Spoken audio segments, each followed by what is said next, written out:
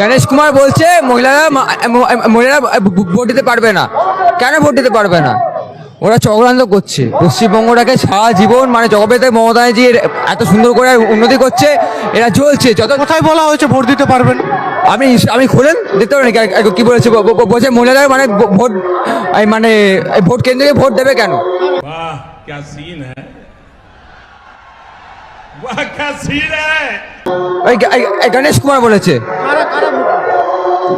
গণেশ কুমার বলেছে যে মহিলারা মানে ওই ভোট কেন্দ্রে ভোট দেবে কেন? মহিলারা বলতে কোন মহিলা? সে আমি বলতে পারবো না, মানে আমি বুঝতে যাই না। আমরা এখানে কর্মী, আমরা এখানে এসেছি। মানে কে বলেছে এটা? কে বলেছে মহিলারা ভোট দিতে পারবেন? আমরা এটা নিয়ে বলছি। আমি বুঝতে পেরেছি আপনার কোন চ্যানেল বুঝতে পেরেছি।